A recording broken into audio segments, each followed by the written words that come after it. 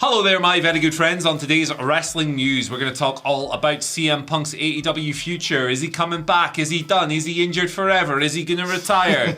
I mean, so many questions, man. I'm going to tell you all about the backstage atmosphere in AEW following this week's chaos. I'm going to tell you about the key AEW figure who had time off and then cancelled it after the chaos. And the real reason Bobby Fish left AEW. I'm Adam Wilborn. And I cannot believe this week. Oof, this is the news. All right, we're going to kick things off by talking about Phil Brooks.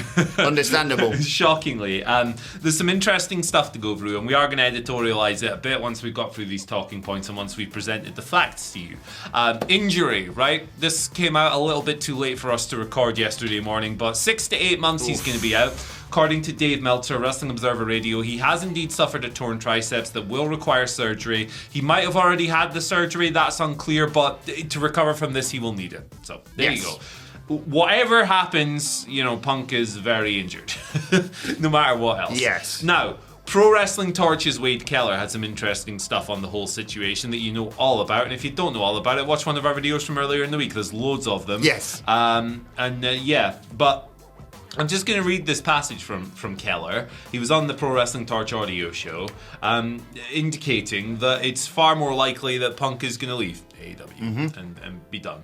Here we go. Here's what Wade said. I'm almost willing to say that he's probably done with the company, but I'm not super confident on that because I think there's so many moving parts to this story. But that's certainly where their leaning is right now, as opposed to he's totally forgiven and others are gone.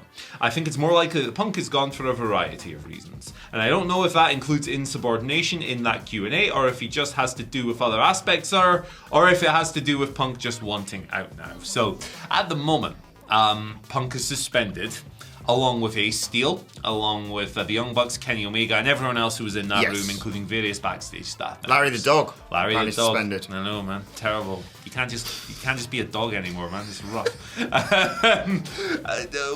We also know now that AEW's chief legal officer, Mega Parek, was in the room. She was in the room. Why does that name make me laugh so much? Mega Parek. Yeah. It's just a pleasing set of syllables. I love it. Pleasing set of I'm syllables. going to call my firstborn Mega. Mega Wilborn. Mega Wilborn. Megaborn. This is strange. This is a strange conversation. We're getting off topic. But Mega is essentially Tony Khan's number 2 in AEW. She is a very high-ranking executive in that company. Also, she has the word legal in her name, so that makes things quite dicey. We know that there are pending legal issues surrounding this situation, as reported by Dave Meltzer. We know that Punk's out for a long time. We know that Punk was injured just a couple of months ago. We know that when Punk was injured a couple of months ago, he had a very tough time mentally. Adam Wilborn, I'm just going to ask, is he done with wrestling?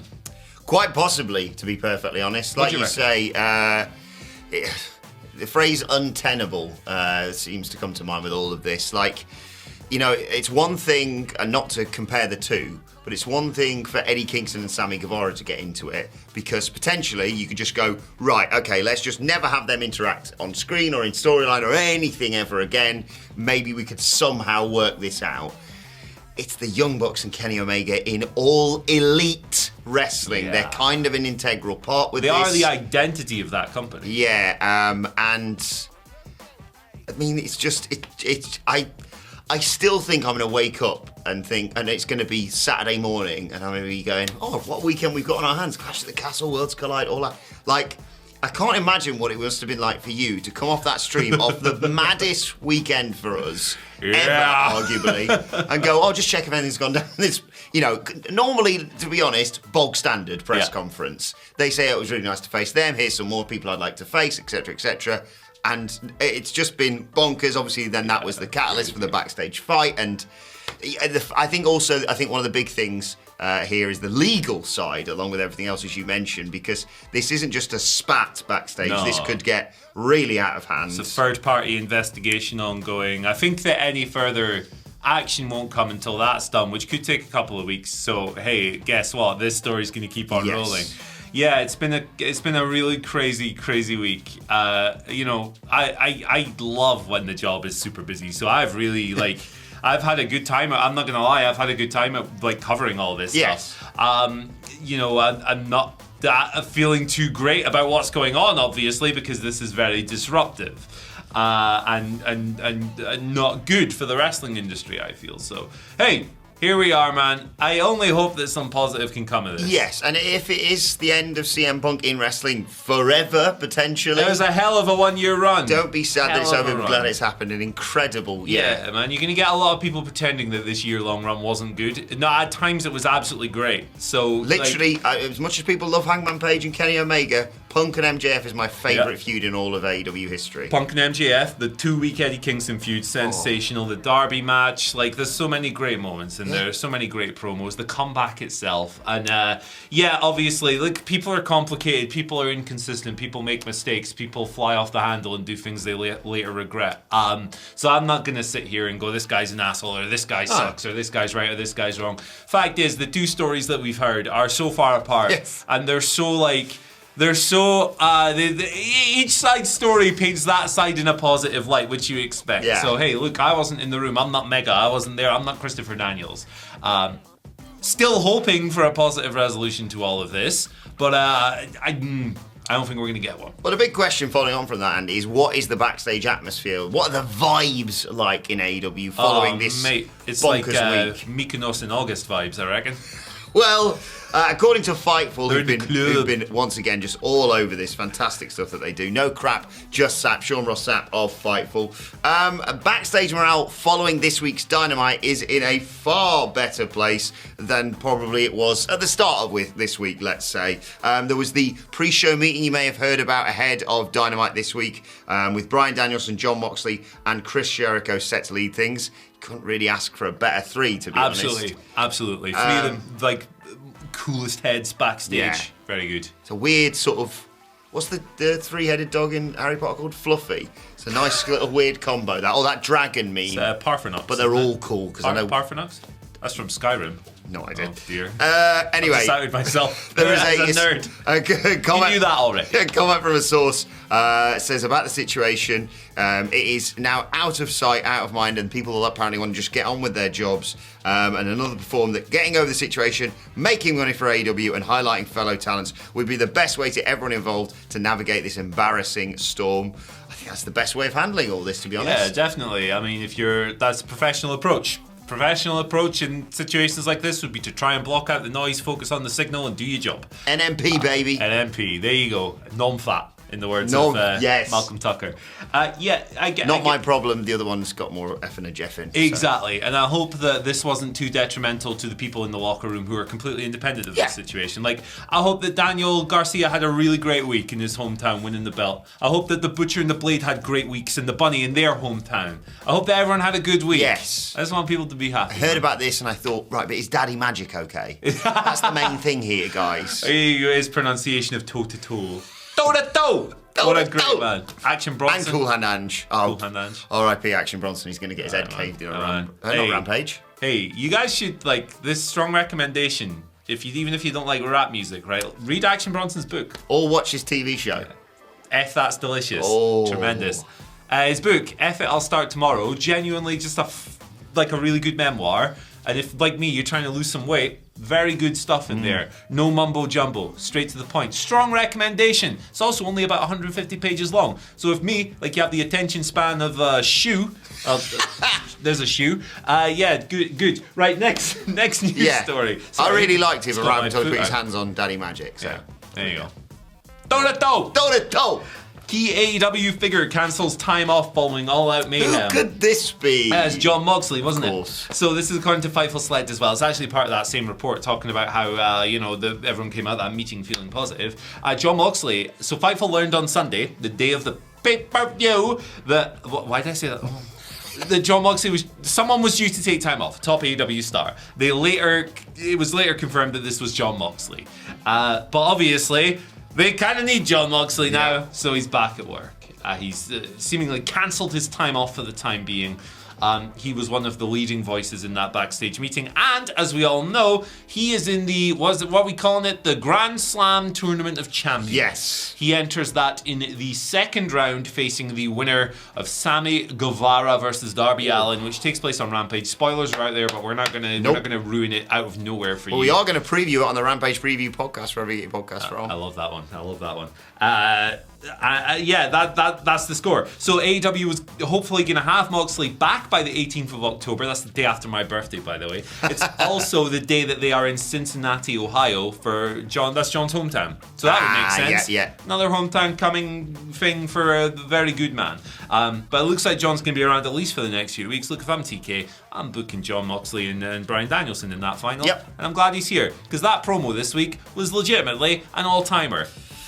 Yeah, I think there's a lot of pressure on him and, of course, on MJF for this week's opening salvo, basically, to AEW Dynamite. I think they both absolutely knocked it out of the park, but particularly Moxley's just the passion that came across there, you know. For people saying maybe AEW should do more scripted promos following all this shenanigans. Nope. No. Just watch that. You don't solve one problem with another problem. Exactly.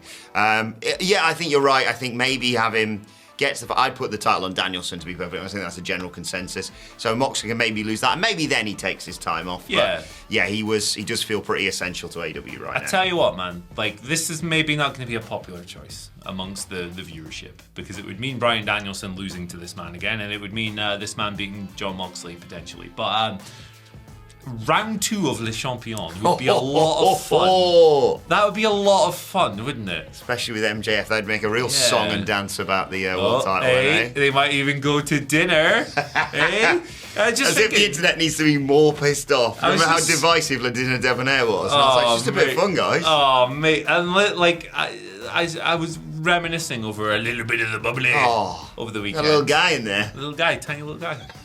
There you go. So good. It's fantastic. Still so good. Fantastic. So bad news as we move on to the final news story of the day, as you may be able to notice, no eel. But there is a fish. The eel hasn't arrived in yet. Today's story, and that's Bobby Fish. For those of you wondering, the real reason why he left the company, his contract expired. That's kind of the main reason, of course. But Fightful Select have come through with another report on the exact reasoning behind that. And it's simply because the two parties could not come to terms on a new contract. They couldn't reach a financial agreement despite mutual interest in securing a renewal. Now, you may have seen Bobby Fish has been taking a few shots, as he has previously, around CM Punk on social media. AEW thought the whole split was amicable until they sort of started seeing stuff like that. There were problems, it is understood, between Fish and Punk following their match in October, but in terms of the justification or the reason behind Bobby Fish leaving, that is not apparently expected to have played a part in all this. I think it makes sense. They couldn't agree a deal, so they've gone their separate ways. Yeah, fair play. It is what it is. I like Bobby Fish. I love Bobby Fish, man, yeah. I like his mustache.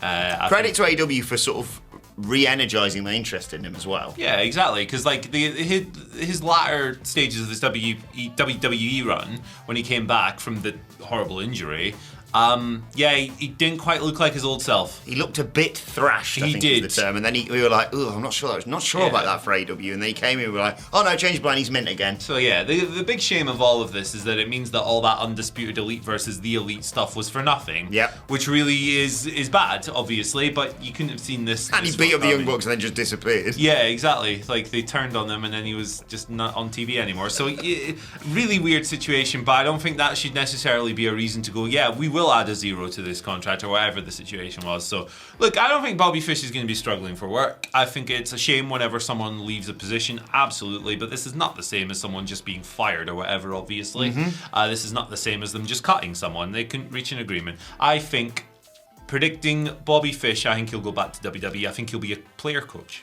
Bring him home, Papa H. Papa H. Maybe Roddy Strong can have some bloody friends again. Exactly. What do you say he would do for Triple H? Suplex a tank or something like that? Run through a wall? I'll pay to see it. Yeah, I'd love to see that, actually. Not a blow-up tank, a real tank. Right, let's get to these... He'll take on Brock Lesnar's tractor. There you go. Let's get to these bloody questions. Okay, I'm ready. It's been a while, this. Been a while. Before we begin... Happy birthday. Yes. To Michael Sidgwick's burner account. Matt Reigns. Happy birthday, Happy birthday, Matt. He has a special request on his...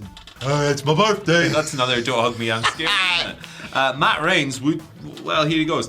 Good morning, gents. As today is my birthday, I was hoping I could request the King of the Kazoo. Yep.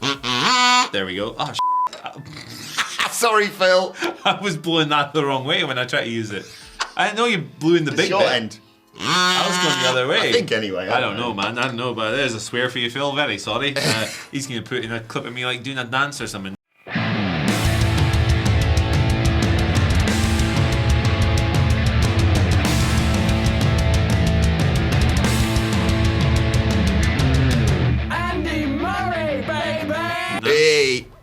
guy.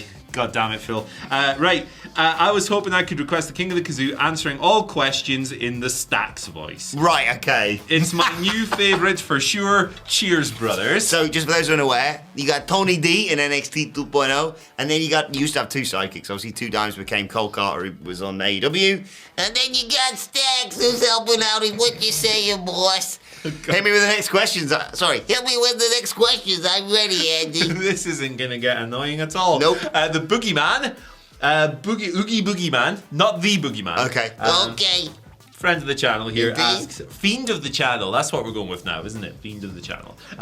If you had to go on a profanity-laced tangent against co-workers at a press conference while your boss nervously sat next to you drinking water in the oddest way possible, what kind of muffin would you eat while doing it? I always go blueberry. I'm a blueberry kind of guy, and it legitimately caused a rift in my relationship with my wife when she came home with chocolate chip. I gotta go blueberry 100%. Also, this is gonna be fun for our new bosses if I'm sat next to her going, hey, all this, Andy, I'm working with children here. What are you going for, Andy? I'll probably go for a Chicago deep dish pizza muffin. I like a one with a bit of lemon in the middle. You can dip the old, like a bit of dippy egg. I like a lemon muffin. I'm not gonna lie, I'm probably gonna go for double chocolate. I'm basic. I'm really Solid basic. choice. Solid choice. Next question. All right, we got two more. Thank Christ, we only got 3 today. Our next one comes from Michael, who asks, "Who's got the stronger bite, the Flatty or Ace Steel?" Every day of the weekend, twice on Sunday, I'm going for the Flat F-U-C-K, because he bites and then he spins. He gotcha. Yeah, though we get Ace. Although that photo of Ace Steel makes me think twice sometimes. I'm a little bit nervous. I like the fact Kenny was like, hey, well, he's biting here. I mean, we haven't seen a photo of Kenny Omega since this biting went down. Has anyone confirmed if he still has all his limbs intact? Please go ahead. That's what I know. Yeah, but chat, please respect to the Flat F-U-C-K. It's his day. Indeed. After all, chat, it's Gators Daily for the great Twitter.